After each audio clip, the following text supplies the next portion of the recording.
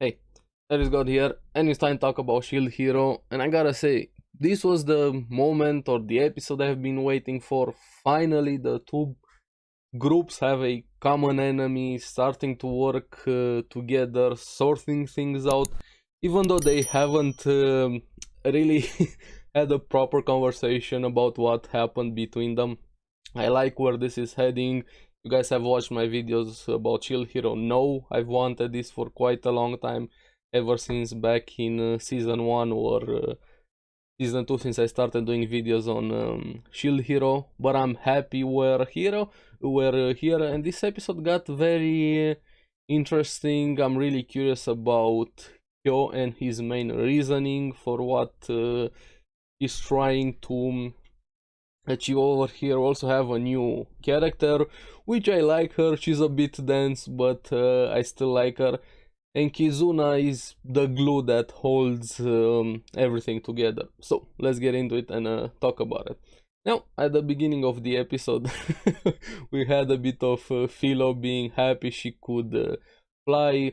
They kind of catch up with each other. Raftalia meeting Raf-chan, thinking also of the waves. Now, the Emperor Dragon was summoned and killed it. Kizuna, I like that she was the one that was thinking of the future ahead with the waves, everything that happened.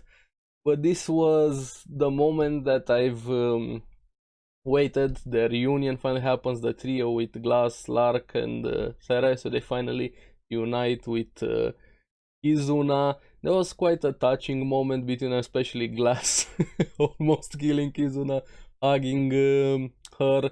On the other side, we had Kazuki still being very frustrated that he lost the katana, and Kyo couldn't be more happy to mock him easily. Kind of feels par for the part for Kyo.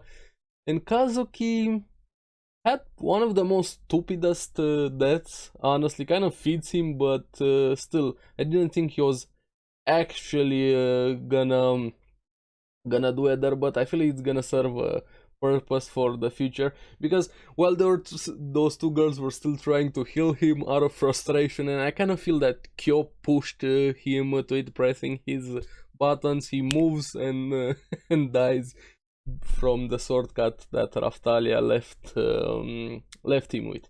Now, this is where we meet one of the new characters properly introduced in a way, Yomogi. We find out her name later on a bit in the episode. She was very willing and determined to go and eliminate everybody that was in Kyo's way. But we'll get to that. Now, like I said, Glass was trying to kill Kizuna by hugging her. Ethnoball comes and takes them back. And this was my favorite moment of the series, when Kizuna finally confronted the trio about everything they do, telling him, how are you this stupid? You went into Naofumi's world and tried to destroy it to save ours.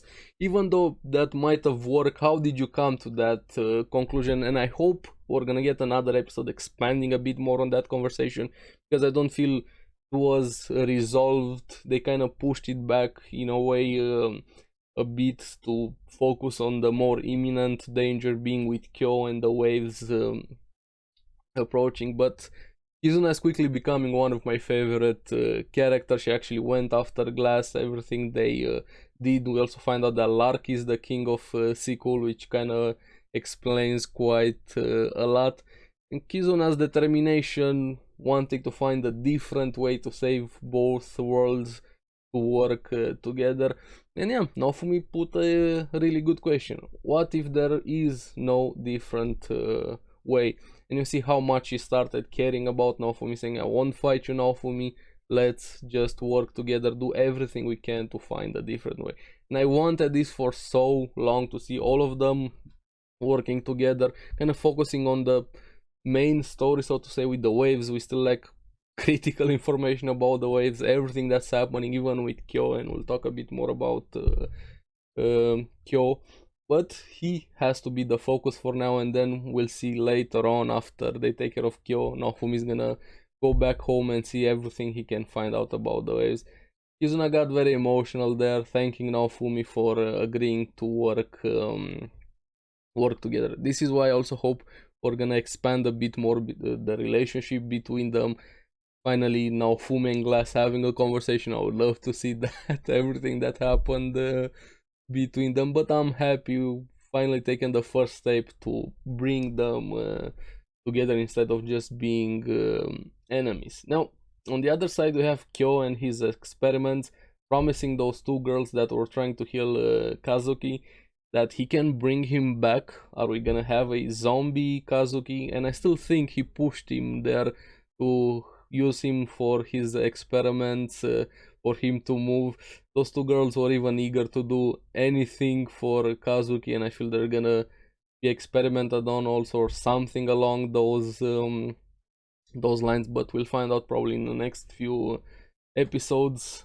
On the other side, the new blacksmith, I like her more, a lot more, because they needed the gear, and Kizuna takes them to Romina, and she's hot, and she's very good. I like her more than the previous blacksmith we had in the original Naofumi world.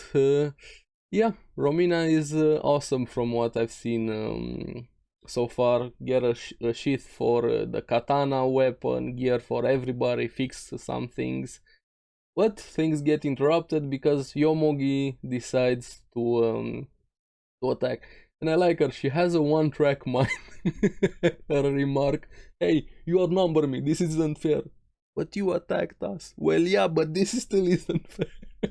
It's kind of quirky and funny a bit to dance. I like those types of character quite a lot. Philo apparently is a bar now. She's able to sing and support people in her bird form. They start clashing. Risha versus Yomogi. Risha got caught up in Yomogi's face a bit. Kizuna went for it, but of course she can't wound people. We almost had a proper duel, Raftalia versus Yomogi, but things get a bit more complicated because the sword that Yomogi was using, there was a lot more happening to it. Eyes, tentacles. Now we finally have the trio working together with Naofumi, Lark, Teres, and Glass fighting side by side again. And the moments I forgot to mention. But we'll get to that. Lark and Naofumi's relationship. I like where he's going with Naofumi teasing him quite a lot about him being the king. But with the fight, Kizuna senses there's something more with the sword, tells Yomogi to throw it. She refuses. This is where we have sword tentacles going after Yomogi. I think they were absorbing her energy in a way, but she gets saved by the others. They destroyed the sword, which explodes. Making a very good point. I think Kyo wanted to use Omogi as a suicide sword bomber there to take care of all of his problems. I don't really think he actually cares about Yomogi, even though he might have cared at some point. We'll get to that. Now, Yomogi fully believes in Kyo and his noble goal, apparently to stop the waves, which kind of turns out not to be the case towards the end of the episode. Now, Kizuna, like I said, she's the glue, the MVP probably so far in everything that's happening, the voice of reason.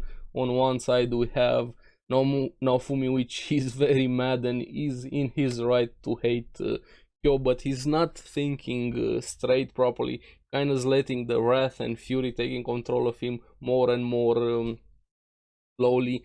On the other side we have the trio who are kind of on the calm side, wanting to do their own thing, focusing on them. They're happy that Kizuna is back, and she's in the middle, sort of trying to bring them together. She brings Yomogi to her house, wanting to talk to her properly, kind of opening up her mind to the reality of Kyo. Now we have, like I said, Naofumi was very angry. Kizuna tries to talk with Yomogi, treating her properly like a human being, not as a prisoner. And this is where we get a bit more information about both Yomogi and Kyo. Apparently they were childhood friends. They grew up together, even though we don't really see their faces or find out a lot of their backgrounds, who they were, where they came from, and stuff like that. We see that they started bonding.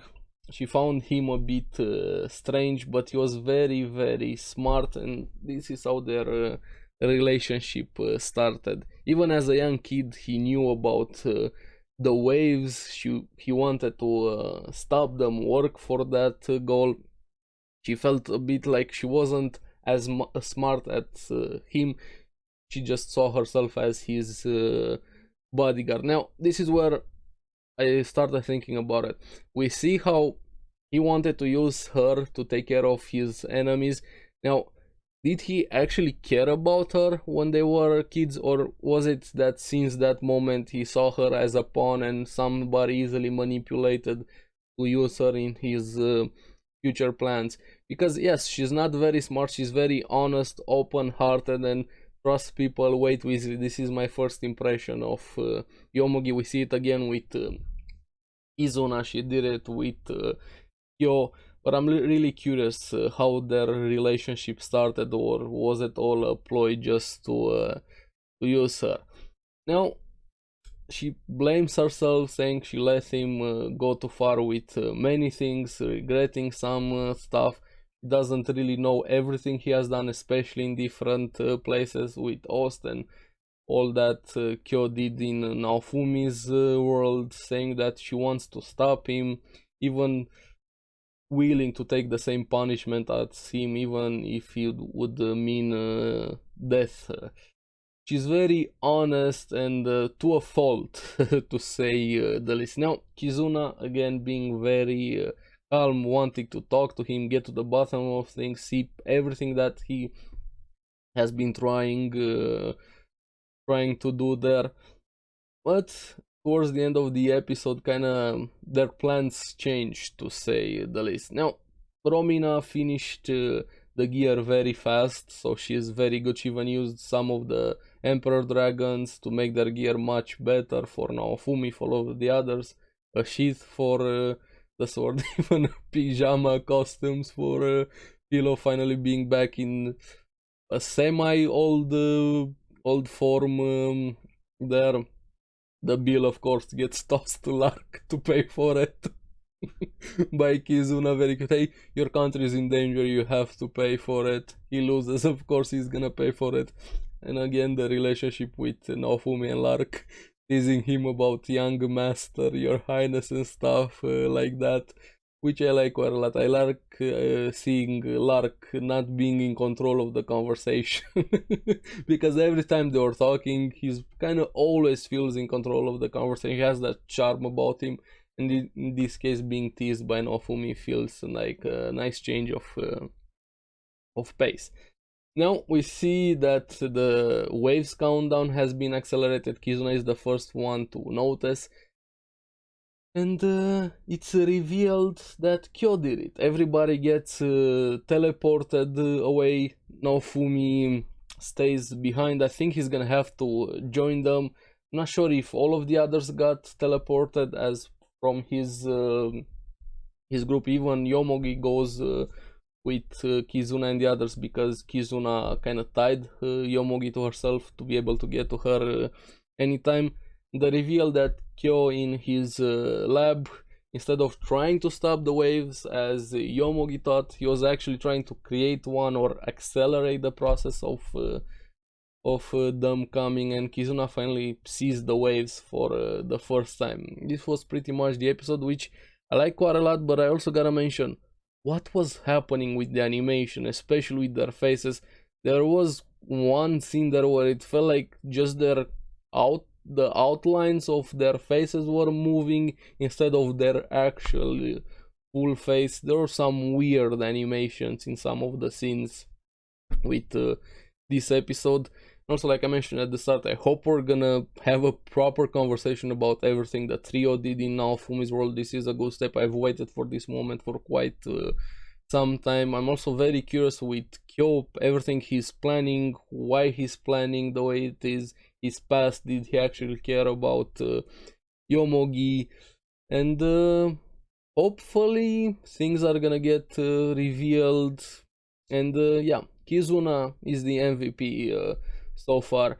And I think we're reaching the boiling point with Naofumi. I feel like something big is gonna happen with all that rage, wrath, and anger he has inside him. At some point, he's gonna have to explode. And we've seen it a few episodes ago with the new face, the wrath thing probably coming back. I'm very curious what's gonna happen when he finally explodes.